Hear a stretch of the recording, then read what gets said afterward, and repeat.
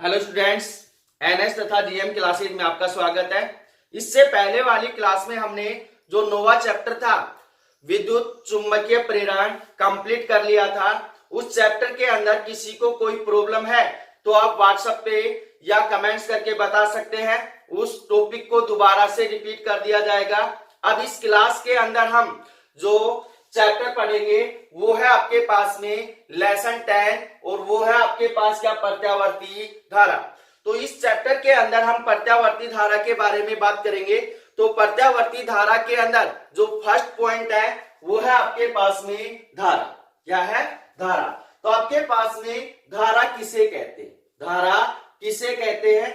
5वें चैप्टर में मैंने आपको करवा रखा है विद्युत धारा किसे कहते हैं।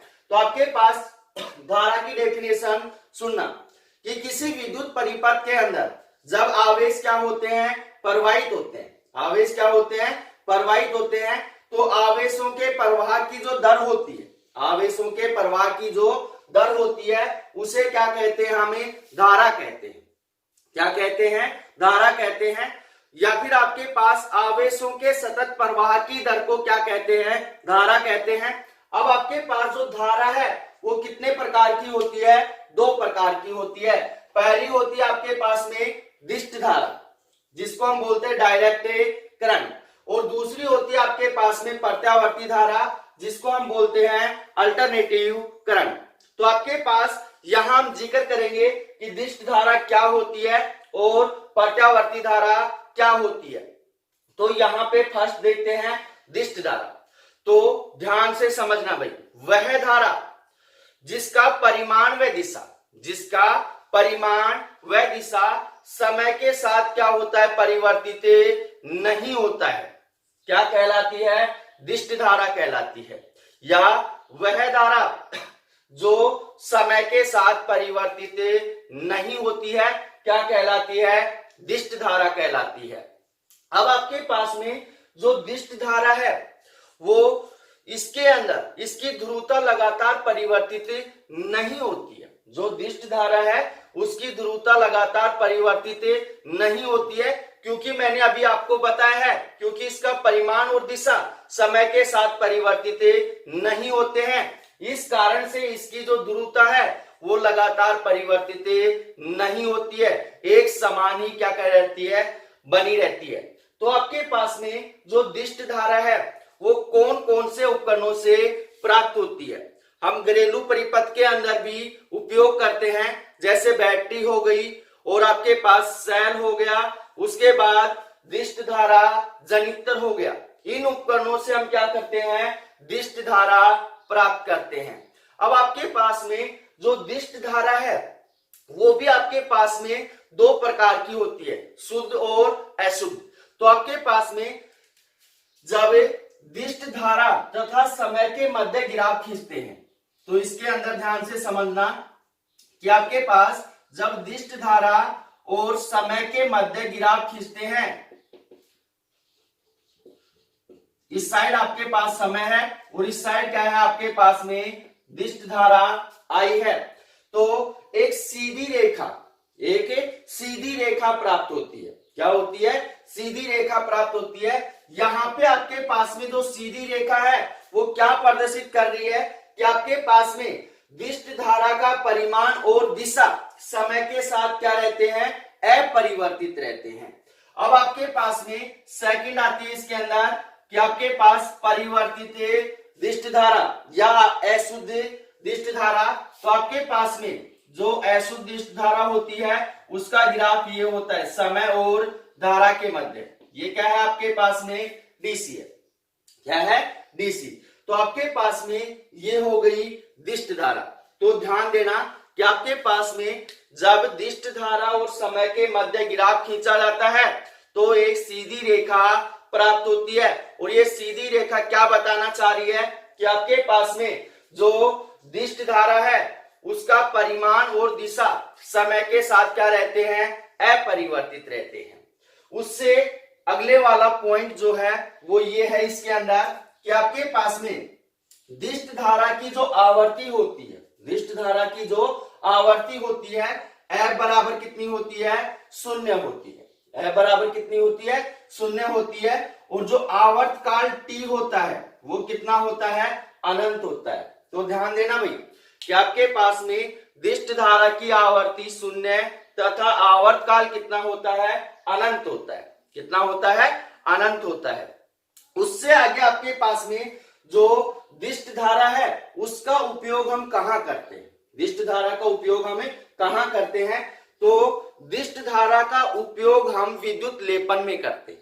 किसमें करते हैं, विद्युत लेपन में करते हैं। उससे आगे आपके पास में जो दिष्ट धारा है वो कौन से उपकरण से मापी जाती है, तो ध्यान से सुनना भाई, जो विद्युत आप दिष्ट धारा है वो आपके पास में एमीटर से मापी जाती है। किससे मापी जाती है, एमीटर से मापी जाती है। तो इसकी 4 विशेषताएं हो गई भाई।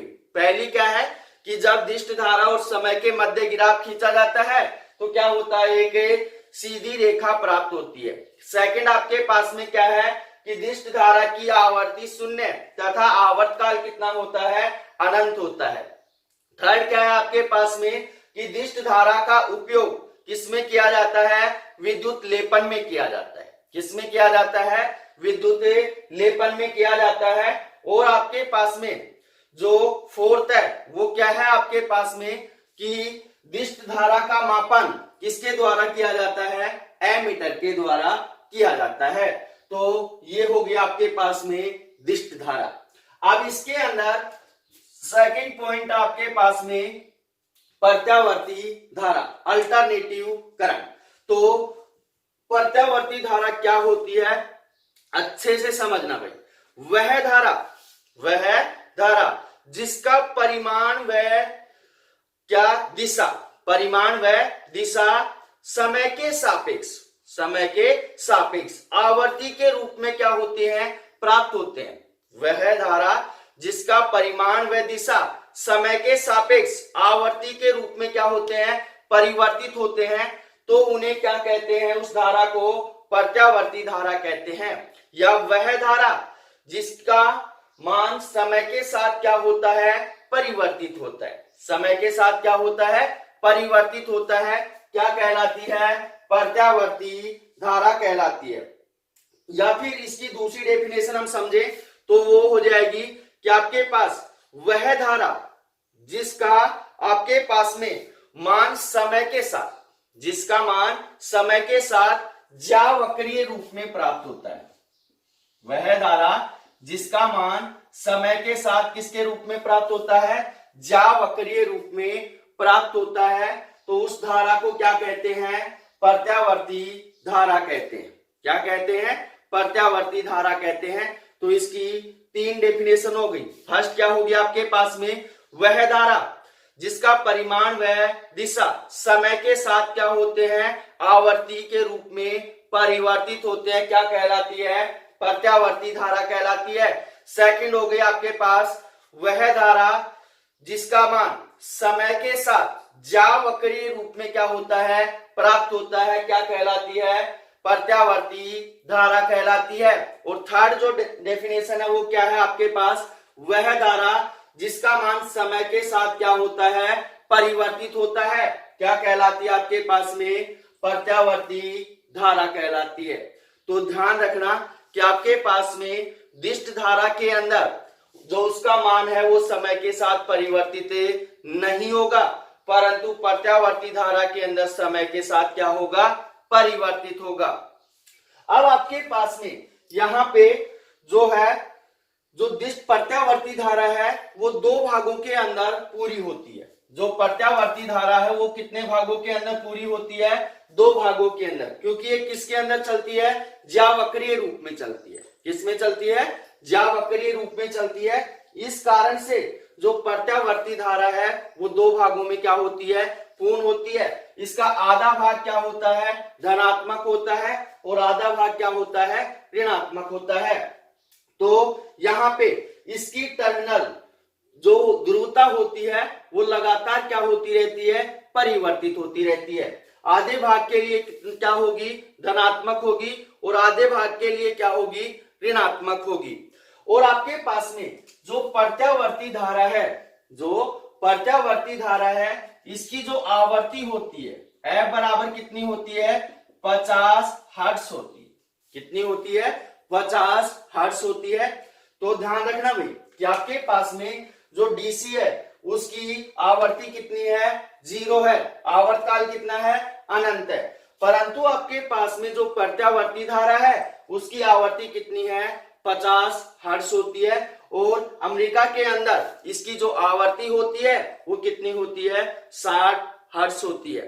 क्योंकि हम घरेलू परिपथ के अंदर जो प्रत्यावर्ती धारा उपयोग करते हैं उसकी आवर्ती कितनी होती है 50 हर्ट्ज होती है।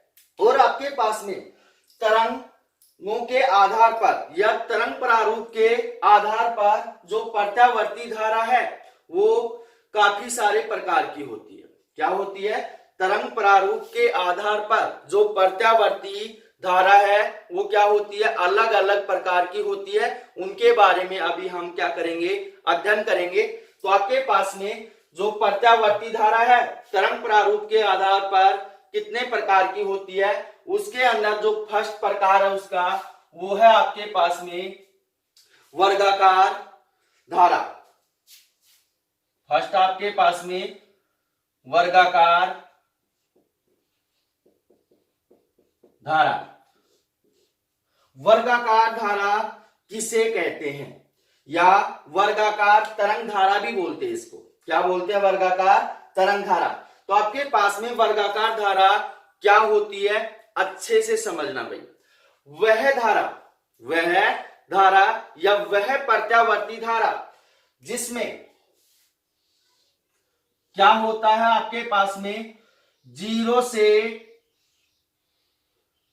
T/2 तक 0 से T/2 तक के धारा का मान क्या होता है अधिकतम होता है। क्या होता है अधिकतम होता है। 0 से T/2 तक अधिकतम होता है और T/2 से क्या होता है न्यूनतम होता है।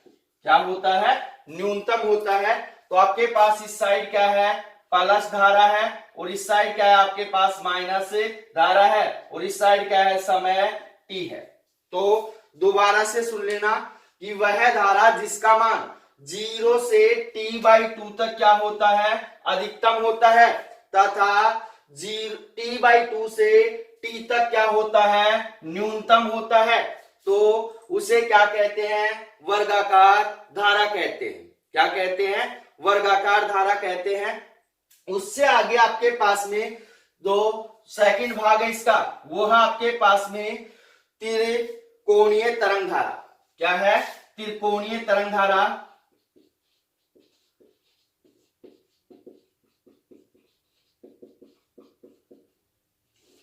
त्रिकोणीय तरंग धारा क्या होती है ध्यान से समझना कि आपके पास वह प्रत्यावर्ती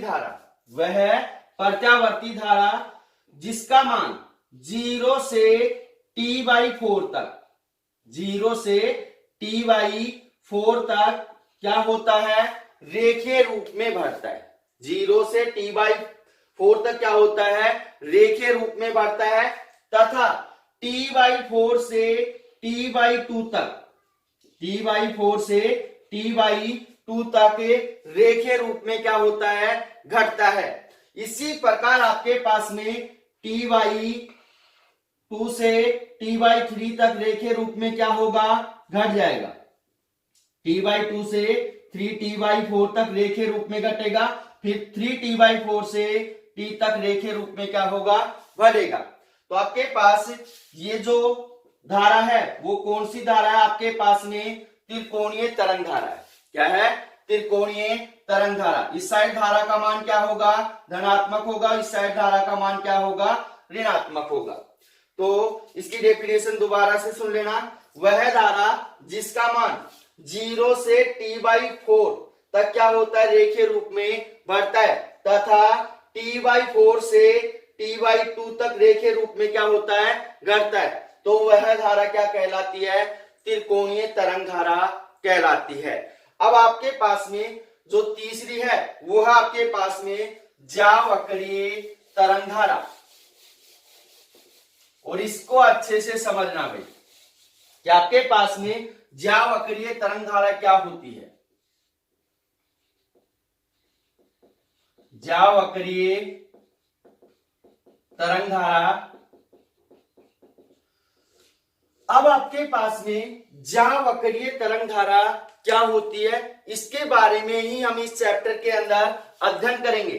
तो इसकी डेफिनेशन अच्छे से समझना कि आपके पास वह धारा जिसका प्रारूप कैसा होता है, ज्यावक्रीय प्रारूप जैसा होता है, जिसका प्रारूप कैसा होता है, ज्यावक्रीय तरंगों जैसा होता है, तो उसे क्या कहते हैं, ज्यावक्रीय तरंग धारा कहते हैं। क्या कहते हैं, ज्यावक्रीय तरंग धारा। तो आपके पास में ज्यावक्रीय तरंग धारा का जो प्रारूप है वो ये है। इस साइड क्या होता है, आपके पास में समय होता है, किसके अंदर होता है, सेकंड के अंदर होता है। और इस साइड आपके पास में क्या है, धारा धनात्मक है, और इस साइड क्या है, धारा ऋणात्मक है। तो आपके पास में यहाँ पे वह धारा जिसका प्रारूप क्या होता है, ज्यावक्रीय तरंग प्रारूप के समान होता है, उसे क्या कहते हैं, हमें ज्यावक्रीय तरंग धारा कहते हैं। और आपके पास में जो ज्यावक्रीय तरंग धारा है वो दो भागों के अंदर प्रवाहित होती है। इसका आधा भाग क्या होता है, धनात्मक, आधा भाग क्या होता है, ऋणात्मक होता है। और जो ज्यावक्रीय तरंग धारा है ये आपके पास में प्रत्यावर्ती धारा का मूल रूप माना जाता है। क्या माना जाता है, प्रत्यावर्ती धारा का मूल रूप माना जाता है। तो अब हम आगे इसी के बारे में पढ़ेंगे कि आपके पास में जो ज्यावक्रीय तरंग धारा है वो प्रत्यावर्ती धारा का क्या है, मूल रूप है। इसलिए आपके पास में प्रत्यावर्ती धारा तथा प्रत्यावर्ती वोल्टता के जो समीकरण है वो मैंने पिछले वाले चैप्टर में निकलवा दिए थे। आपके पास में प्रत्यावर्ती धारा का जो समीकरण है, आई बराबर कितना आया था, आई एम साइन ओमेगा टी। वहां पे आपके पास आई बराबर आया था आई नोट और साइन ओमेगा टी। तो आई नोट को मैं यहाँ पे आई एम से प्रदर्शित कर रहा हूं। और आपके पास में प्रत्यावर्ती वोल्टता का जो समीकरण आया था वो था आपके पास में V बराबर V M sine omega T. कितना, V बराबर V M sine omega T. वहां पे आपके पास में विद्युत वाहक, प्रेरित विद्युत वाहक बल के रूप में आया था, E बराबर कितना आया था, E note sign omega T. तो यहाँ वोल्टता को मैं किससे प्रदर्शित कर रहा हूं, V से। तो V बराबर कितना होगा, V M sine omega T हो गया। तो ये दोनों समीकरण याद रखना भाई। आपके पास में प्रत्यावर्ती धारा का जो समीकरण आई बराबर कितना है, I M sine omega T, और V बराबर कितना, V M sine omega T है। तो ये हो गया आपके पास ज्यावक्रीय तरंग धारा। अब इससे अगले वाला आपके पास में जो पॉइंट है वो है आपके पास में तात्क्षणिक मान, या धारा का तात्क्षणिक मान और वोल्टता का तात्क्षणिक मान किसे कहते हैं। तो इसके अंदर आपको एक बात और बता देता हूं कि आपके पास वहां पे मैंने बता दिया था कि आई नोट और ई नोट आपके पास में क्या है, अधिकतम प्रेरित विद्युत वाहक बल और अधिकतम क्या है, प्रेरित विद्युत धारा है। तो यहाँ पे आपके पास में जो आई एम और वी एम है वो आपके पास क्या है, अधिकतम क्या है, प्रत्यावर्ती धारा है, और वी एम क्या है, अधिकतम प्रत्यावर्ती वोल्टता है। तो ध्यान रखना भाई, ये क्या है आपके पास, आई एम और वी एम अधिकतम है, क्या है, अधिकतम। तो अब इससे अगले वाला जो टॉपिक है वो है आपके पास में प्रत्यावर्ती धारा का तात्क्षणिक मान। प्रत्यावर्ती धारा का तात्क्षणिक मान किसे कहते हैं, इसकी डेफिनेशन अच्छे से सुनना। तो अगला जो पॉइंट आपके पास में वो है प्रत्यावर्ती धारा का तात्क्षणिक मान। नाम से ही पता चल रहा है तात्क्षणिक, कुछ क्षण के ऊपर। तो आपके पास में प्रत्यावर्ती धारा का तात्क्षणिक मान क्या होता है कि किसी विद्युत परिपथ के अंदर किसी क्षण पर जो धारा का मान होता है, उसे क्या कहते हैं? तात्क्षणिक धारा कहते हैं। क्या कहते हैं? तात्क्षणिक धारा कहते हैं। तो आपके पास में किसी विद्युत परिपथ के अंदर क्षण विशेष के ऊपर जो धारा का मान होता है उसे क्या कहते हैं? तात्क्षणिक मान कहते हैं। दोबारा से डेफिनेशन सुन लेना। किसी विद्युत परिपथ के अंदर किसी क्षण पर जो धारा का मान होता है उसे क्या कहते हैं? हमें तात्क्षणिक प्रत्यावर्ती धारा कहते हैं। क्या कहते हैं? तात्क्षणिक प्रत्यावर्ती धारा। कुछ क्षण के लिए जो धारा है उसे क्या कह रहे हैं? तात्क्षणिक प्रत्यावर्ती धारा कह रहे हैं।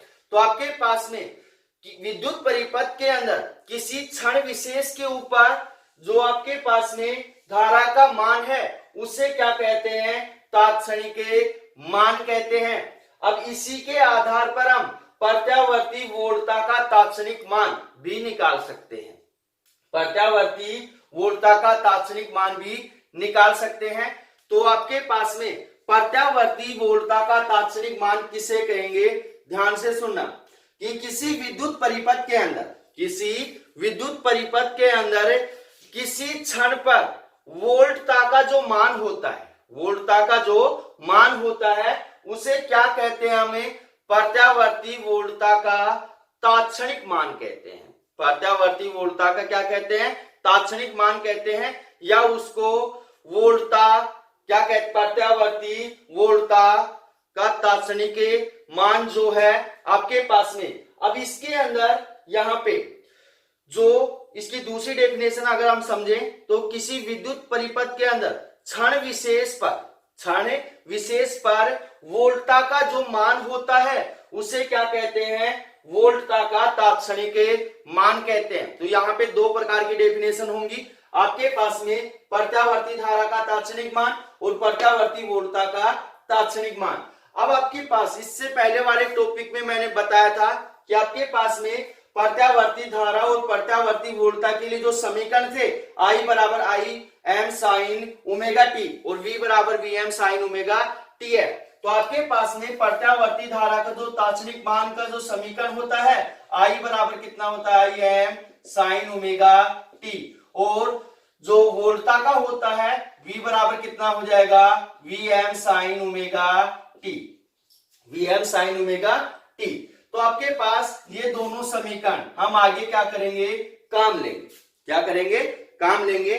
तो अब इससे अगले वाला टॉपिक है धारा का शिखर मान। तो ध्यान से समझना भाई, धारा का शिखर मान। तो धारा का शिखर मान किसे कहते हैं? डेफिनेशन को अच्छे से समझना कि आपके पास में एक संपूर्ण चक्कर के अंदर प्रत्यावर्ती धारा के अधिकतम मान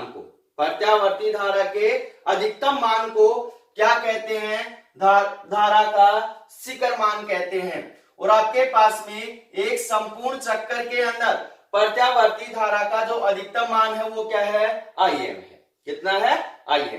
तो दोबारा से डेफिनेशन समझ लेना कि एक संपूर्ण चक्कर के अंदर प्रत्यावर्ती धारा का जो अधिकतम मान होता है उस अधिकतम मान को ही क्या कहते हैं? धारा का शिखर मान कहते हैं। अब इसी के अंदर सेकंड डेफिनेशन बनती है वोल्टता का शिखर मान। तो डेफिनेशन कैसे बनाओगे कि आपके पास एक संपूर्ण चक्कर के अंदर प्रत्यावर्ती धारा के एक संपूर्ण चक्कर के अंदर वोल्टता का जो अधिकतम मान है उसे क्या कहते हैं? वोल्टता का शिखर मान कहते हैं। और वोल्टता का जो शिखर मान है वो कितना है? Vm है। कितना है? Vm। अब इसी के अंदर आपके पास में जो अगला टॉपिक है वो है आपके पास में प्रत्यावर्ती धारा का औसत मान। और इसको अच्छे से समझना भाई,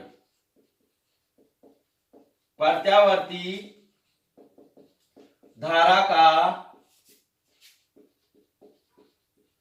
औसत मान जिसको हम बोल सकते हैं I एवरेज। तो प्रत्यावर्ती धारा का औसत मान आई एवरेज क्या होता है, पहले इसकी डेफिनेशन अच्छे से समझना कि आपके पास में किसी विद्युत परिपथ के अंदर वोल्टता या धारा के तात्क्षणिक मान, वोल्टता या धारा के तात्क्षणिक मान का एक संपूर्ण चक्कर में, तात्क्षणिक मान का एक संपूर्ण चक्कर में जो माध्यमान होता है उसे क्या कहते हैं, औसत मान कहते हैं। तो दोबारा से इसकी डेफिनेशन सुनना, किसी विद्युत परिपथ के अंदर प्रत्यावर्ती धारा या प्रत्यावर्ती वोल्टता के तात्क्षणिक मान का एक संपूर्ण चक्कर में जो माध्यमान होता है, जो क्या होता है, माध्यमान होता है, उस माध्यमान को ही क्या कहते हैं, औसत मान कहते हैं। तो इससे हम क्या निकाल सकते हैं, वोल्टता का औसत मान भी निकाल सकते हैं और धारा का औसत मान भी निकाल सकते हैं। तो आपके पास यहाँ पे जो आई एवरेज होगा उसका एक समीकरण होगा, आई एवरेज बराबर क्या होगा, समाकलन 0 से t, एक संपूर्ण चक्कर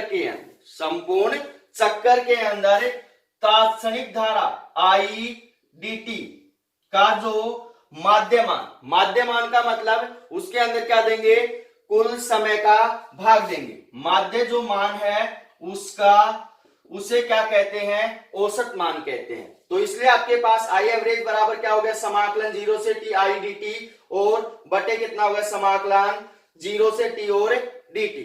तो ये आपके पास समीकरण आ गया किसका, औसत मान निकालने का। किसके लिए है ये, आपके पास में प्रत्यावर्ती धारा का औसत मान। अगर आपसे पूछ लिया जाए कि प्रत्यावर्ती वोल्टता का औसत मान कितना होगा, तो VRMS बराबर V एवरेज बराबर कितना हो जाएगा आपके पास में, समाकलन 0 से t V और dt बटे कितना हो जाएगा, समाकलन 0 से t और dt। यहाँ पे क्या आ गया आपके पास, यहाँ पे तात्क्षणिक धारा थी, यहाँ पे क्या आ गया आपके पास में, तात्क्षणिक वोल्टता आ गई। तो ये हो गया आपके पास प्रत्यावर्ती धारा का औसत मान। अब इसी के ऊपर आगे बात करते हैं कि एक संपूर्ण चक्कर के अंदर प्रत्यावर्ती धारा का औसत मान कितना होता है, तो अभी हम निकालेंगे। तो टॉपिक आपके पास में एक संपूर्ण चक्कर में या पूर्ण चक्कर में प्रत्यावर्ती धारा का औसत मान,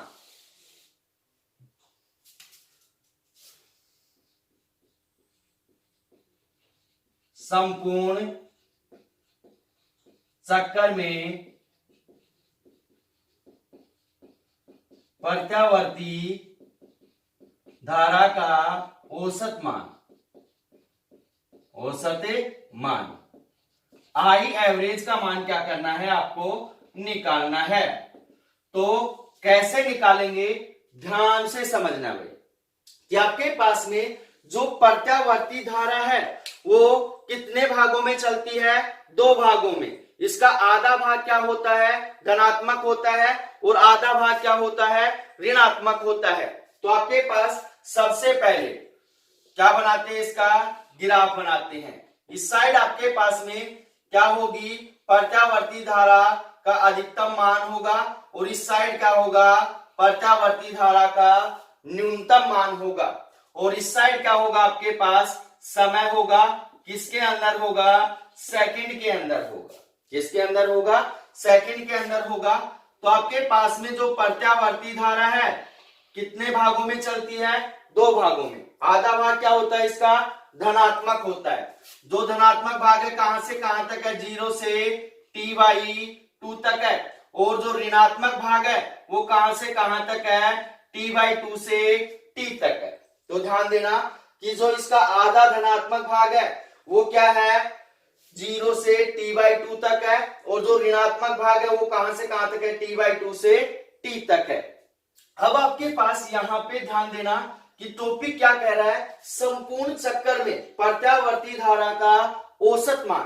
तो संपूर्ण चक्कर कहां से कहां तक कंप्लीट हो रहा है, 0 से t आवर्त काल में क्या हो रहा है, कंप्लीट हो रहा है। तो लिमिट ध्यान रखना, कहां से कहां तक जा रहे हैं हम, 0 से t तक जा रहे हैं। तो आपके पास में इससे पहले आपके पास में प्रत्यावर्ती धारा का जो औसत मान होता है उसका समीकरण क्या आया था आपके पास में, आई एवरेज बराबर कितना मान आया था, समाकलन 0 से t आई dt बटे कितना है, समाकलन 0 से t और dt।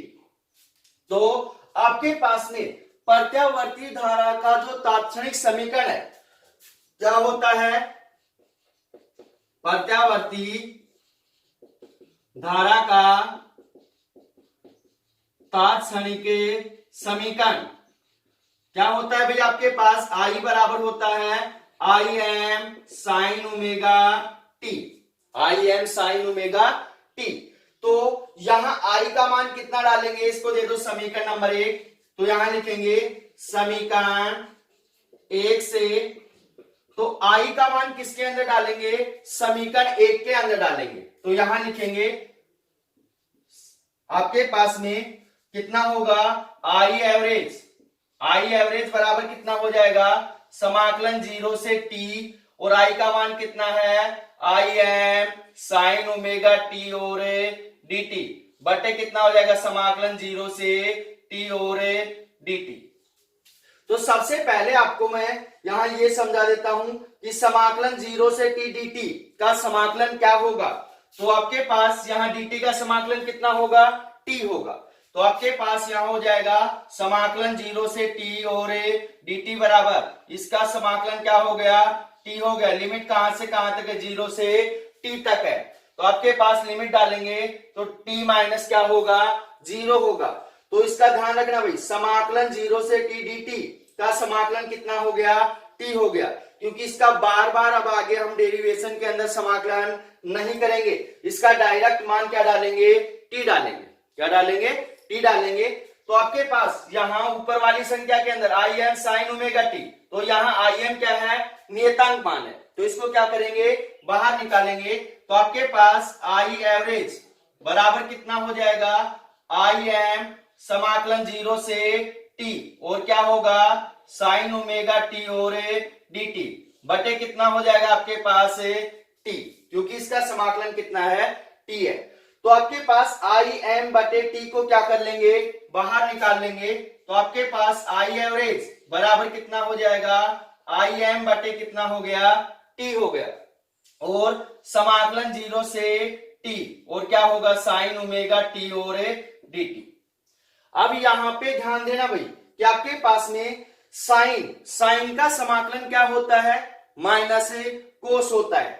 तो आपके पास में यहां पे साइन ओमेगा टी dt का समाकलन क्या हो जाएगा, माइनस कोस ओमेगा टी हो जाएगा, परंतु यहां ओमेगा टी नहीं है। तो आपके पास यहां क्या होगा, आई एवरेज बराबर कितना होगा, आई एम बटे टी, और यहां पे साइन का कितना हो गया, माइनस कोस ओमेगा टी, और अब ओमेगा टी नहीं है, इसको साइड में ले जाकर क्या करेंगे, इसका अवकलन करेंगे। तो इसका अवकलन करेंगे तो आपके पास डी बटे D T, omega T, omega क्या आ जाएगा बाहर, तो ओमेगा डी टी बटे कितना हो गया, डी टी हो गया। डी टी बटे डी टी का मान कितना होता है, एक। क्या मान आ गया आपके पास, ओमेगा आ गया। अब यहाँ पे समाकलन हो रहा है तो ओमेगा गुणा में जाएगा या भाग में जाएगा, भाग में जाएगा, क्योंकि यहाँ पे अगर अवकलन होता तो किस में चला जाता, गुणा में चला जाता, परंतु यहाँ पे क्या हो रहा है, समाकलन हो रहा है, इसलिए जो ओमेगा है वो किस में जाएगा, भाग में जाएगा। और लिमिट कहां से कहां तक है, 0 से t तक है, 0 से t तक है। तो आपके पास में यहां पे आई एवरेज बराबर कितना हो जाएगा, आई एम बटे टी, माइनस को बाहर निकाल लेंगे, माइनस आई एम बटे कितना हो गया, टी, और ओमेगा को भी बाहर निकाल लेंगे। यहां पे क्या मान बच गया आपके पास में, कोस ओमेगा टी, लिमिट कहां से कहां तक है, 0 से t तक है।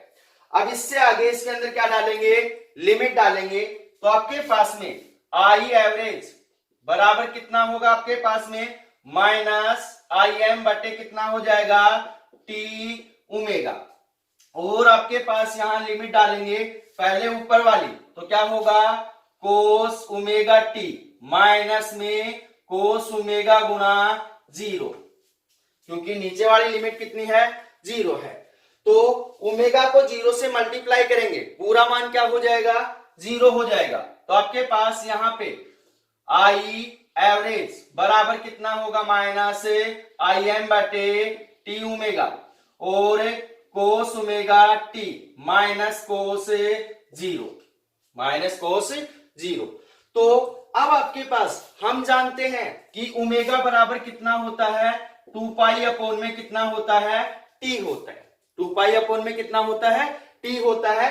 तो ये मान उठाकर यहां डालेंगे ओमेगा का, तो आपके पास में आई एवरेज बराबर कितना होगा, माइनस आई एम बटे टी एम टी ओमेगा, और क्या हो जाएगा आपके पास में, कोस ओमेगा का मान कितना है, 2 पाई अपॉन में टी इंटू कितना है, टी, और कोस 0 का मान कितना होता है, 1 होता है। तो माइनस कितना हो गया, 1, टी से टी क्या हो गया, कैंसिल हो गया। तो आपके पास में आई एवरेज बराबर कितना होगा, माइनस आई एम बटे टी ओमेगा, और कितना हो गया आपके पास में, कोस 2 पाई माइनस 1।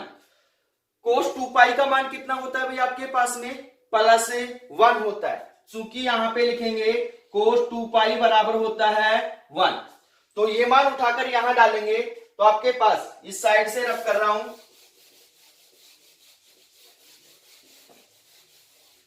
क्या होगा आपके पास में, आई एवरेज बराबर कितना हो जाएगा, माइनस आई एम बटे कितना हो गया, टी ओमेगा हो गया, और आपके पास में कोस 2 पाई का मान कितना है, 1, माइनस कितना हो जाएगा, 1 माइनस 1 कितना हो गया, 0। 0 को इस संख्या से मल्टीप्लाई करेंगे, पूरी संख्या क्या हो जाएगी, 0। तो आई एवरेज बराबर कितना हो गया, 0 हो गया। आई एवरेज बराबर कितना हो गया, 0 हो गया। और 0 निकालने के लिए इतनी देर से ये डेरिवेशन कर रहे थे। तो यहाँ पे ध्यान देना कि आपके पास ये समीकरण हमें क्या बताना चाह रहा है। तो ये जो समीकरण है वो ये बताना चाह रहा है कि संपूर्ण चक्कर में प्रत्यावर्ती धारा का जो औसत मान होता है, संपूर्ण चक्कर के अंदर प्रत्यावर्ती धारा का जो औसत मान होता है वो कितना होता है, 0 होता है। तो कंफ्यूज मत होना भैया, कई बार आपसे पूछ लिया जाता है कि संपूर्ण चक्कर के अंदर प्रत्यावर्ती धारा का औसत मान कितना होता है। तो आप आसानी से बता सकते हैं कि संपूर्ण चक्कर के अंदर प्रत्यावर्ती धारा का जो औसत मान होता है वो कितना होता है, 0 होता है। अब इसी के अंदर 2 टॉपिक हम और पढ़ेंगे कि आपके पास में आधे धनात्मक चक्कर के लिए प्रत्यावर्ती धारा का औसत मान कितना होगा, और आधे ऋणात्मक चक्कर के लिए प्रत्यावर्ती धारा का औसत मान कितना होगा। इसके बारे में अभी हम क्या करेंगे, चर्चा करेंगे। तो अगला जो टॉपिक है वो है आपके पास में आधे धनात्मक भाग के लिए प्रत्यावर्ती धारा का औसत मान। एक निकाल लो, एक आप आसानी से निकाल सकते हो। तो आपके पास में क्या होगा, टॉपिक है प्रत्यावर्ती या आधे धनात्मक भाग के लिए, आधे धनात्मक भाग के लिए प्रत्यावर्ती धारा का औसत मान, प्रत्यावर्ती धारा का औसत मान। तो क्या होगा भाई, अब यहां पे ध्यान देना कि जो प्रत्यावर्ती धारा है कितने भागों में प्रवाहित होती है, 2 भागों में। आधा भाग क्या होता है, धनात्मक होता है, और आधा भाग क्या होता है, ऋणात्मक होता है। तो आपके पास में हम कौन से भाग के लिए निकाल रहे हैं, आधे धनात्मक भाग के लिए निकाल रहे हैं। क्या निकाल रहे हैं, आधे धनात्मक भाग के लिए निकाल रहे हैं। तो आपके पास में आधा धनात्मक भाग कहां पे पूरा होता है, 0 से t/2 तक ही क्या होता है, पूर्ण होता है। कहां से, 0 से t/2 तक क्या होता है, पूर्ण होता है। तो आपके पास में यहां पे इसका औसत मान कितना होगा, तो आपके पास आई एवरेज बराबर कितना होगा, समाकलन 0 से कहां तक, t/2 तक, क्योंकि वहां तो संपूर्ण चक्कर के लिए निकाला था, तो 0 से क्या आ गया था, t आ गया था। अब आधे धनात्मक भाग के लिए निकाल रहे तो क्या हो जाएगा, 0 से t/2 आई और कितना हो जाएगा dt बटे क्या हो जाएगा, समाकलन 0 से t और t/2 और कितना होगा, dt होगा, कितना होगा, dt। अब आपके पास में यहां पे I बराबर कितना होता है, I M sine omega t होता है, क्या होता है, I M sine omega t होता है।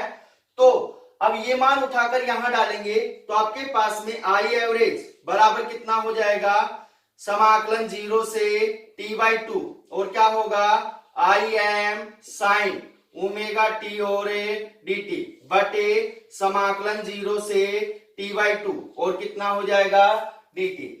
नीचे वाले मान को सोल्व करेंगे तो आपके पास dt का समाकलन क्या होगा, समाकलन 0 से t/2 dt बराबर हो जाएगा इसका t, और लिमिट कहां से, 0 से t/2 तक है, तो इसके अंदर क्या डालेंगे, लिमिट डालेंगे, तो इसका मान कितना आएगा आपके पास में, t/2 आएगा।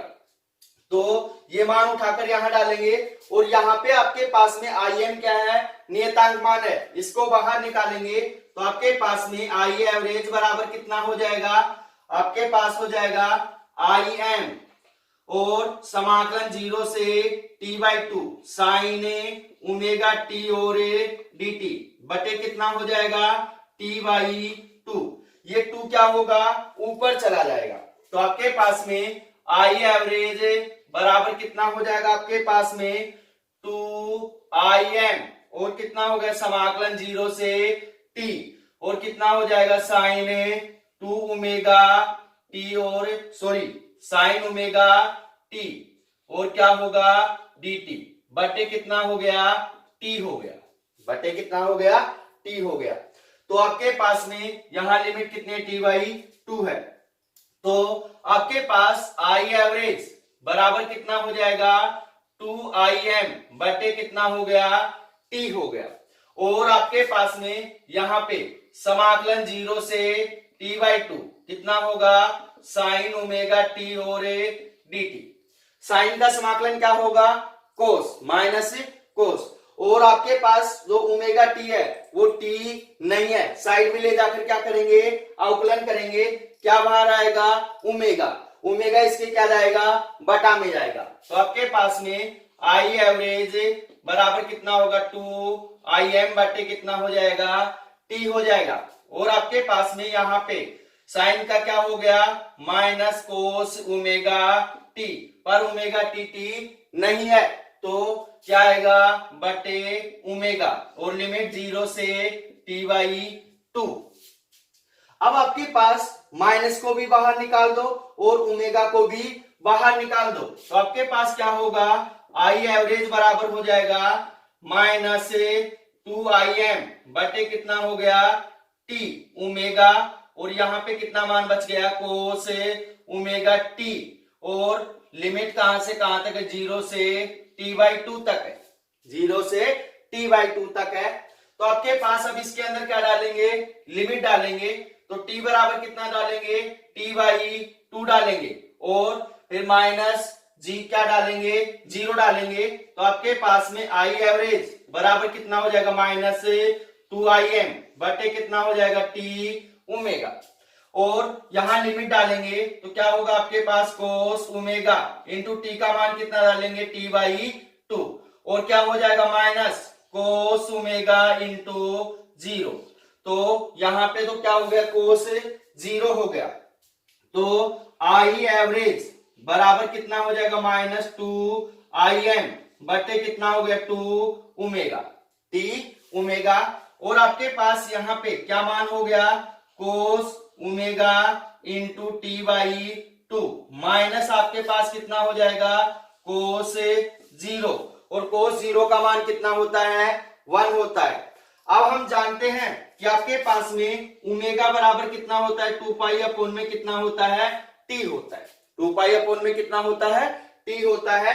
तो आपके पास यहाँ पे आई एवरेज बराबर कितना हो जाएगा, आपके पास में माइनस आई एम बटे कितना हो जाएगा टी ओमेगा, और यहां होगा कोस ओमेगा का मान कितना है 2 पाई अपॉन में टी इंटू कितना होगा आपके पास टी बाई 2 माइनस कोस 0 का मान 1। तो यहां पे ध्यान देना भाई कि आपके पास में टी से टी कैंसिल और 2 से 2 कैंसिल, क्या मान बच गया आपके पास में आई एवरेज बराबर हो जाएगा माइनस आई एम बटे टी ओमेगा, और कितना हो गया कोस पाई माइनस 1, कोस पाई माइनस 1। अब आपके पास में जो कोस पाई है, कोस पाई का मान कितना होता है -1 होता है, क्योंकि आपके पास में कोस पाई बराबर होता है -1, तो ये मान यहां डालेंगे तो आपके पास आई एवरेज बराबर कितना हो जाएगा माइनस आई एम बटे टी ओमेगा। ओमेगा का मान यहां भी डाल सकते हैं, ओमेगा का मान डालेंगे तो यहां पे कितना होगा आपके पास में 2 पाई अपॉन में टी, और यहां हो जाएगा -1 -1 कितना हो गया माइनस का 2, तो आपके पास यहां टी से टी क्या हो गया कैंसिल हो गया, तो आई एवरेज बराबर कितना हो गया माइनस आई एम बटे कितना हो गया 2 पाई इंटू -2, माइनस से माइनस कैंसिल 2 से 2 कैंसिल, यहां पे 2 है भाई, कितना है 2 है, तो 2 को हम यहां छोड़ चुके हैं, तो 2 है आपके पास में, इसके साथ में क्या है 2, तो आपके पास आई एवरेज बराबर कितना हो जाएगा 2 आई एम बटे कितना हो गया पाई, बटे कितना हो गया पाई। अब आपके पास चूंकि यहां ध्यान देना कि 2 अपॉन में पाई बराबर जो मान होता है वो होता है 0.673, तो आपके पास में ये जो मान आ गया है और ये मान उठाकर यहां डालेंगे तो आई एवरेज बराबर कितना हो जाएगा 0.673 आई एन। ये जो मान आया है वो किसके लिए है आधे धनात्मक भाग के लिए प्रत्यावर्ती धारा का औसत मान आया है। अब क्या करेंगे आधे ऋणात्मक भाग के लिए प्रत्यावर्ती धारा का क्या निकालेंगे औसत मान निकालेंगे। तो यहां पे ध्यान देना कि आपके पास में आधे ऋणात्मक भाग के लिए जो प्रत्यावर्ती धारा का जो मान है वो कहां से कहां तक है t/2 से t तक है, कहां से कहां तक है t/2 से t तक है, तो लिमिट यहां 0 से t/2 डाला था हमने, क्या डालेंगे t/2 से t डालेंगे और इसी प्रकार से क्या करेंगे सोल्व करेंगे, तो आपके पास जो मान आएगा वो होगा आपके पास आई एवरेज बराबर हो जाएगा माइनस 0.673 आई एम होगा, और दोनों को जोड़ेंगे तो कुल योग कितना आएगा 0 आएगा। अगर आधे ऋणात्मक भाग के लिए आप निकाल सकते हो तो निकालना, अगर आपको कहीं कंफ्यूजन होता है तो कमेंट्स करके बताना, उसको मैं सोल्व करवा दूंगा। तो वीडियो को लाइक करना, शेयर करना और चैनल को सब्सक्राइब करना। मिलते हैं छोटे से ब्रेक के बाद, धन्यवाद।